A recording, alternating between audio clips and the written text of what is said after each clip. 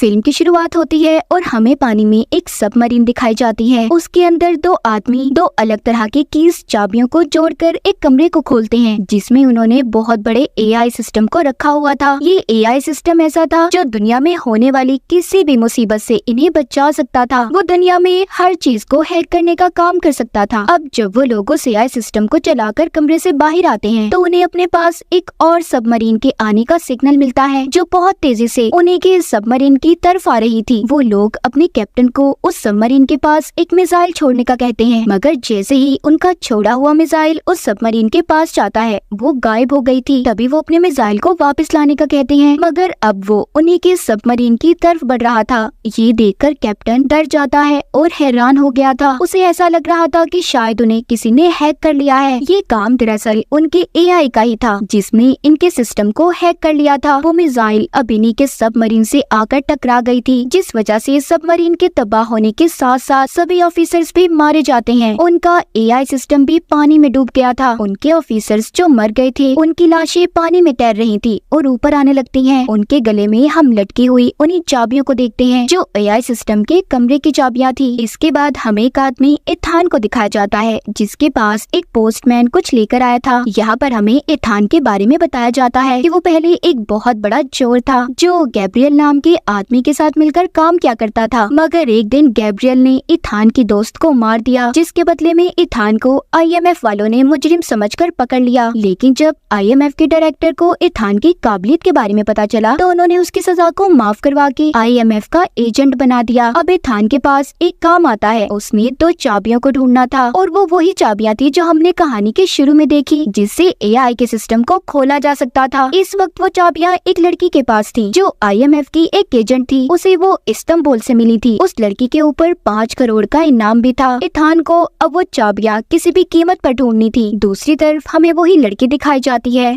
जिसके पास चाबियां थी। वो रेगिस्तान के इलाके में कुछ आदमियों से लड़ रही थी जो उसकी जान के दुश्मन थे। वो अपनी स्नाइपर गन से उनका मुकाबला करती है। तभी उसकी मदद करने वहाँ पर इथान भी आ गया था, लेकिन उस लड़की के पास जैसे ही इथान जाता है वो लड़की मर गई थी। इसके बाद हमें एक मीटिंग दिखाई जाती है जहाँ पर सभी आईएमएफ के ऑफिसर्स बैठे एक एजेंट से मीटिंग कर रहे थे। वो एजेंट इन्हें यहाँ पर एक एआई सिस्टम के बारे में बताता है जो अब खुद से काम करने लगा है। इनको बहुत सी तबाहियों के रिकॉर्ड्स भी मिले थे, मगर कहीं पर भी एआई का नाम नहीं था कि उसकी वजह से ये सब कुछ हो रहा है। मगर वो एजेंट बताता है कि वो एआई अब खुद से काम कर रहा है। वहीं पर अब आईएमएफ के डायरेक्टर इनसे बात करते हैं और बता कि रशिया अपनी 2 अलग अलग किस्म की चाबियों को ढूंढ रहा है, जिससे वो अपने एआई सिस्टम को कंट्रोल कर सकते हैं जो उन्होंने कई सालों पहले बनाया था। अगर उन्हें वो चाबियां ना मिली तो दुनिया में बहुत बड़ा खतरा आ सकता है। लेकिन ये चाबियां किस लिए और इनसे क्या खोला जा सकता था, इस बारे में इन्हें अब तक कुछ भी नहीं पता था। लेकिन दुनिया में जितनी भी एजेंसीज हैं सब उन चाबियों को ढूंढ रही हैं। शायद उससे एआई सिस्टम को कंट्रोल किया जा सकता है, जिससे पूरी दुनिया के सिस्टम को हैक करके तबाह किया जा सकता है। वो बताते हैं इन चाबियों का एक हिस्सा हमारे एजेंट को मिला था, जिसको लेने हमने इथान को भेजा था, मगर अभी तक उसका कुछ पता नहीं चला। तभी यहाँ पर एक एजेंट आकर आईएमएफ के डायरेक्टर को एक मास्क देता है और वहाँ पर जहरीली गैस को छोड़ देता है, जिससे सब बेहोश हो गए थे। बस वो एजेंट और डायरेक्टर ही बचे थे। वो एजेंट दरअसल असल में इथान था। डायरेक्टर उससे पूछते हैं तुमने ऐसा क्यों किया। इथान उन्हें बताता है कि मैं उसी लड़की एजेंट के पास गया था जिसके पास से मुझे ये चाबी मिली। मैंने ये चाबी ले ली और मैंने उसे मर जाने का नाटक करने का कहा ताकि जो भी लोग उसके पीछे पड़े हैं वो हट जाएं और उसकी जान बच जाए। वो अपने डायरेक्टर से कहता है इस चाबी का दूसरा हिस्सा ढूंढने के बाद ही एआई सिस्टम को खत्म कर दूंगा। ये सुनकर डायरेक्टर कहते हैं तुम जानते हो कितनी एजेंसीज उस एआई सिस्टम के पीछे पड़ी हैं। वो कहता है हाँ मैं जानता हूँ, और मैं ये भी जानता हूँ अगर किसी भी एजेंसी ने उसे हासिल भी कर लिया तो वो इतना खतरनाक है उसे कोई भी कंट्रोल नहीं कर पाएगा, जिससे दुनिया में तबाही फैलेगी। इसीलिए मैं उसे खत्म करना चाहता हूँ। अब कुछ दिन के बाद हमें दुबई एयरपोर्ट को दिखाया जाता है। एक ऑफिसर जो अपनी टीम के साथ इथान को ढूंढ रहा था, क्योंकि उसे पता चल चुका था कि चाबी का एक हिस्सा इथान के पास है। उन्हें इथान मिल जाता है, मगर दिखने पर वो इथान नहीं था, क्योंकि वहाँ पर जो इथान के साथी थे उन्होंने उन्होंने सारे कैमरा सिस्टम को हैक कर लिया था, जिससे उस ऑफिसर को चलता हुआ हर आदमी इथान नजर आ रहा था। उधर दूसरी तरफ इथान जो एक आदमी के पास पहुंचता है, जिसके पास चाबी का दूसरा हिस्सा था, मगर अब वो चाबी एक लड़की चुरा कर भाग जाती है। उसके बारे में इथान के साथी जब पता करते हैं तो इन्हें पता चलता है कि लड़की जिसका नाम ग्रेस था वो बहुत ही मशहूर और चालाक चोरनी थी। उस पर बहुत से इल्जामात भी लगे थे। तभी एयरपोर्ट पर इथान के साथी को एक बैग पर शक होता है। जब वो उसे खोलकर देखता है तो उसमें बॉम्ब था। ये उस बॉम्ब को अब डिफ्यूज करने की कोशिश कर रहा था ताकि वो यहाँ पर किसी को भी कोई नुकसान न पहुँचा सके। उधर इथान को एयरपोर्ट पर ग्रेस भी मिल जाती है। वो ग्रेस से उस चाबी को ले लेता है और एक लाइटर देकर ये वादा करता है कि मैं जानता हूँ तुम एक बहुत बड़ी चोरनी हो। अगर तुम यहाँ से सही सलामत निकलना चाहती हो तो तुम्हें मुझे ये चाबियाँ देनी होगी और मैं तुमसे वादा करता हूँ मैं सही सलामत तुम्हें यहाँ से बाहर निकाल दूंगा। उधर अंदर इथान के साथी ने बॉम्ब को फटने से रोक लिया था, लेकिन ग्रेस वहाँ पर फिर से इथान को दोबारा से चूना लगाकर चाबियों को लेकर भाग गई थी और लाइटर उसकी जेब में डाल गई थी। तभी इथान जब ग्रेस को ढूंढ रहा था तो वो अपने सामने गैब्रियल को देखता है, जिसे देखकर वो डर गया था और उसे एयरपोर्ट पर खतरे का एहसास होता है। इसीलिए सबको बाहर निकलने का कहता है कि यहाँ पर बहुत बड़ा खतरा है। उधर IMF वाले जिन्होंने इथान पर नजर रखी हुई थी, वो वीडियो में इथान और ग्रेस को जब साथ देखते हैं तो समझ जाते हैं कि इन दोनों का चाबियों को लेकर कुछ तो चक्कर जरूर है। उधर एयरपोर्ट पर ग्रेस को पकड़ा जा चुका था। उसके सामने उसके पासपोर्ट और बहुत से पैसे रखे थे। अब ऑफिसर उसे अपने सबसे बड़े ऑफिसर के पास लेकर जाता है, जो असल में कोई और नहीं बल्कि इथान था। वो कहती है तुम्ही ने मुझे पुलिस से पकड़वाया है ना? वो कहता है हाँ, अब तुम मुझे बताओ वो चाबियां तुम क्यों हासिल करना चाहती हो? वो बताती है मैं नहीं जानती उन चाबियों के बारे में असल राज क्या है। मुझे तो सिर्फ ये बताया गया था कि मुझे इन चाबियों को एक आदमी के पास बेचना है जो मुझे बहुत से पैसे देगा, और तुम्हारे बारे में भी बताया गया था। इतना कहकर जब ये दोबारा से इथान के साथ जा रही थी, एक बार फिर ग्रेस इथान को धोखा दे देती है। ऑफिसर्स के दरमियान में फंसाकर वो वहाँ से भाग गई थी और नीचे जाकर गाड़ी को लेकर चलाकर वहाँ से चली जाती है। उसका पीछा एक बाइक पर इथान भी कर रहा था। तभी ग्रेस के सामने कुछ गुंडे आ जाते हैं जो उसे अब तंग कर रहे थे और गाड़ी से बाहर निकलने का कहते हैं। वहाँ पर जल्दी से अब इथान भी आ गया था। उसने ग्रेस को बचा लिया था और उसके हाथ पर अपने हाथ के साथ हथकड़ी को बांध देता है ताकि वो भाग न सके। उधर ही वो ऑफिसर जो इथान को पकड़ने में लगा हुआ था वहाँ पर आ जाते हैं। इसी दौरान एक लड़की कातिल उनके पीछे पड़ जाती है। उसने ऑफिसर्स पर हमला कर दिया था और ग्रेस और इथान के पीछे पड़ चुकी थी। वो भी उनसे चाबियां हासिल करना चाहती थी। इथान और ग्रेस उससे बचकर एक गाड़ी को ऊंचे नीचे रास्तों से लेकर भगाते हैं। वो लड़की भी उनका पीछा कर रही थी। ये लोग जैसे तैसे उस लड़की को चकमा देकर निकल गए थे। ग्रेस को जब इथान आजाद करता है तो वो फायदा उठाकर गाड़ी के स्टीयरिंग के साथ इथान को बांधकर चली जाती है, जिसके बाद इथान किसी तरह आजाद होकर जब बाहर आता है, उधर उसकी टीम के सभी लोग थे जो उसे ढूंढ रहे थे, वो अब इथान को लेकर अपने ऑफिस में आ जाते हैं। यहाँ पर इन्हें पता चलता है कि एक लेडी जो बहुत अमीर है उसकी पार्टी में ग्रेस उन चाबियों को बेचने वाली है, मगर अब तक यहाँ पर ये कोई भी नहीं जानता था कि उन चाबियों से आखिर होता क्या है। इथान का एक साथी बताता है कि मुझे एयरपोर्ट पर एक बैग में बॉम्ब मिला था जिसको किसी AI ने डिजाइन किया। मुझे ऐसा लगता है कि वहाँ पर जो आदमी उस बॉम्ब को छोड़कर गया होगा वो AI का भेजा गया आदमी था। तभी यहाँ पर इथान को याद आता है कि मैंने उस दिन एयरपोर्ट पर गैब्रियल को देखा था जो अचानक से मेरी आंखों के सामने गायब हो गया। इसका मतलब AI ने मेरे चश्मे को हैक किया, तभी तो गैब्रियल मेरी आंखों के सामने से गायब हो गया और मैं उसे देख भी नहीं पाया। और मुझे वैसा लगता है कि AI ने गैब्रियल को ही चुना है अपने लिए, वो उसके लिए काम कर रहा है। मैं उसे बहुत अच्छे से जानता हूँ, मैं गैब्रियल के साथ काम कर चुका हूँ, वो बहुत खतरनाक है। यहीं पर इथान के साथ लेडी ऑफिसर भी उसके बारे में जानती थी। वो कहती है गैब्रियल के बारे में मैंने सुना है, उसे मौत का सौदागर कहा जाता है, वो किसी भी चीज से नहीं डरता। इथान को अब डर लगने लगा था। वो कहता है कि अगर AI हमें कंट्रोल कर रहा है और हम पर नजर रख रहा है, उसे ये भी पता है कि अभी हम इस वक्त यहाँ पर हैं, ये हमारे लिए बहुत बड़ा खतरा है। हमें किसी भी तरह AI के सिस्टम को दुनिया में फैलने से रोकना होगा। इसके बाद हमें एक पार्टी दिखाई जाती है जहाँ पर ग्रेस उन्हीं चाबियों को बेचने आई थी, जिसका सौदागर खरीदने वाला कोई और नहीं बल्कि गैब्रियल था। वहाँ पर वो कातिल लड़की भी थी जो इथान और ग्रेस के पीछे पड़ी थी। इसका मतलब ये भी AI के लिए काम कर रही थी। वहीं पर थोड़ी देर बाद इथान भी आ जाता है, जिसे इस पार्टी के बारे में ग्रेस नहीं बताया था। गैब्रियल इथान को देखकर हैरान हो जाता है। यहाँ पर पार्टी की होस्ट आती है, वही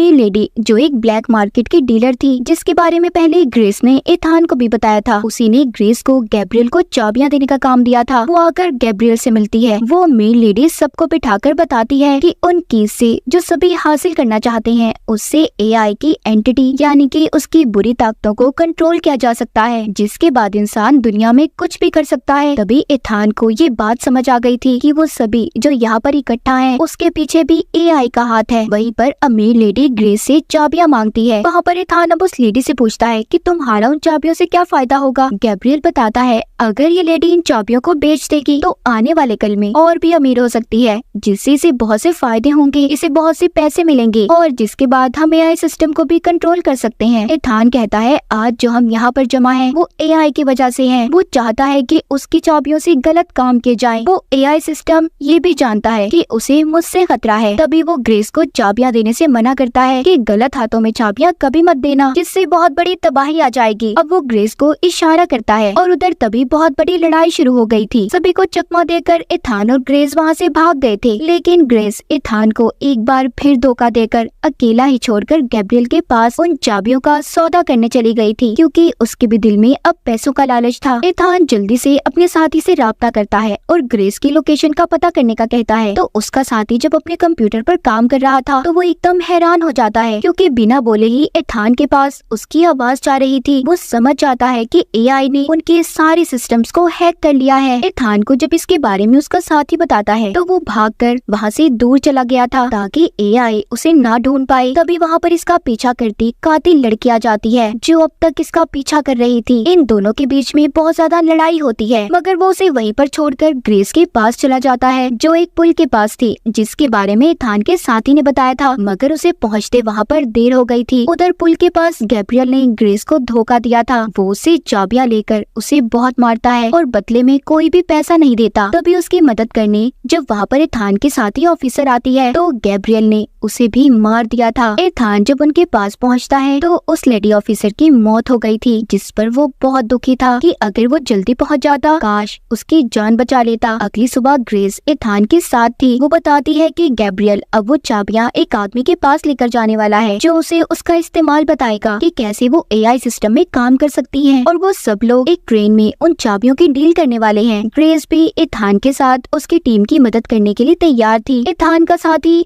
ग्रेस को अब उस अमीर लेडी का मास्क पहनकर जाने का कहता है जो गैब्रियल से मिली हुई थी, ताकि ग्रेस को वहाँ पर कोई भी ना पहचान सके। अब उसका साथी वहाँ पर एथान को बताता है एआई जानता है कि तुम उसे खत्म करना चाहते हो और उसने जानबूझकर तुम्हारे सामने गैब्रियल को लाकर खड़ा किया है। अगर तुम चाहते हो कि एआई के बारे में कभी भी किसी को कुछ पता ना चले, कोई उसका गलत इस्तेमाल ना करे, तो तुम्हें गैब्रियल को खत्म करना होगा। तभी ऐसा मुमकिन हो पाएगा कि एआई का किसी को भी पता ना चले। अगर तुमने पहले एआई को खत्म कर दिया तो सबको उसके बारे में पता चल जाएगा, क्योंकि गैब्रियल कभी भी चुप नहीं बैठेगा और एआई फिर से जिंदा भी हो सकता है। इसीलिए पहले गैब्रियल को मारो। वो कहता है मैं वादा करता हूँ मैं ऐसा ही करूँगा, लेकिन जब तक मैं ये ना जान लूँ उन चाबियों से एआई को कैसे कंट्रोल कर सकते हैं, उनका क्या काम है, मैं तब तक गैब्रियल को नहीं मार सकता। अब ग्रेस एथान की बात मानकर उस अमीर लेडी का मास्क पहनकर जाने के लिए तैयार थी और साथ ही वो ग्रेस से ये वादा करता है कि वो जल्दी उसे वहाँ से बचा लेगा। अगले दिन ट्रेन में गैब्रियल और उसकी सारी टीम थी। गैब्रियल ट्रेन चलाने वाले आदमी को मार देता है और स्पीड को तेज कर देता है ताकि कोई भी उन्हें पकड़ ना पाए। उधर जब अमीर लेडी ट्रेन के कमरे में जाती है तो वो सामने अपनी हम शक्ल को देखती है जो कोई और नहीं बल्कि ग्रेस थी। ग्रेस ने उस अमीर लेडी को बेहोश कर दिया था और उससे वो चाबियां ले लेती है, जिसके बाद अब वो उस आदमी के पास जाती है जो उन चाबियों के बारे में जानता था। यहाँ पर उन चाबियों को खरीदने वाला आदमी कोई और नहीं बल्कि आईएमएफ का डायरेक्टर था। ग्रेस उससे पूछती है कि इन चाबियों से क्या हो सकता है। वो कहता है इस बारे में तो मैं भी नहीं जानता कि इन चाबियों से क्या हो सकता है और क्या नहीं, मगर किसी भी हाल में मुझे ये चाबियां चाहिए ताकि हम एआई के बारे में पता कर सके। इधर ही ट्रेन में दूसरी तरफ गैब्रियल एक एजेंट से मिलता है जो सिस्टम एआई के बारे में जानता था। गैब्रियल उससे पूछता है कि तुम उस सिस्टम के बारे में क्या जानते हो। एजेंट बताता है कि कुछ सालों पहले रशिया ने एक सिस्टम बनाया था जिसे एआई का नाम दिया गया और ये सिस्टम उन्होंने अपने एक सबमरीन में शुरू किया और ये एजेंट उसी बारे में बता रहा था जो हमने कहानी के शुरू में देखा था। उन्होंने अपने एआई सिस्टम को ऐसे डिजाइन किया कि वो बहुत ही शानदार था वो अपने बारे में खुद ही पता कर लेता था कि क्या सही है और क्या नहीं। इसी बात का फायदा उठाकर उस एआई सिस्टम ने उस सबमरीन को खत्म कर दिया। उसे ऐसे डिजाइन किया गया है कि वो खुद ब खुद अपने अंदर नई नई तब्दीलियां लाता है। गैब्रियल उस एजेंट से पूछता है, इस बारे में और कौन जानता है? वो कहता है, मैं, तुम और तुम्हारे पीछे जो लड़की खड़ी है, और कोई भी नहीं जानता। तभी गैब्रियल ने उस एजेंट को मार दिया था। गैब्रियल के पीछे जो लड़की खड़ी थी वो वही कातिल लड़की थी जो उसके साथ मिलकर काम किया करती थी। अब गैब्रियल उस लड़की को भी मारना चाहता था, लेकिन वो उससे बचकर भाग जाती है। इसी दौरान वो बहुत ज्यादा जख्मी हो गई थी। उधर दूसरी तरफ ग्रेस, जो अमीर लेडी का रूप लेकर आईएमएफ के डायरेक्टर से उन चाबियों का सौदा कर रही थी, पूछती है कि इसके बदले आप मुझे कितने पैसे देंगे? वो कहता है, जितने भी तुम मांगो। ग्रेस जब उसके हाथ में वो चाबियां देती है तो आईएमएफ का डायरेक्टर खुश हो गया था। कहता है कि इससे पूरी दुनिया को तबाह किया जा सकता है। ये सुनकर ग्रेस डर गई थी। वो उन चाबियों को फिर से ले लेती है। वो जान चुकी थी कि इन चाबियों को किसी को भी गलत हाथों में देने से बहुत बड़ी तबाही हो सकती है। बाहर इथान को दिखाया जाता है जो एक बहुत बड़ी पहाड़ी पर अपनी बाइक पर था। उसका साथी उसे वहाँ से छलांग लगाने का कहता है, जो सीधा ट्रेन में जाकर गिरेगा, और वो उसे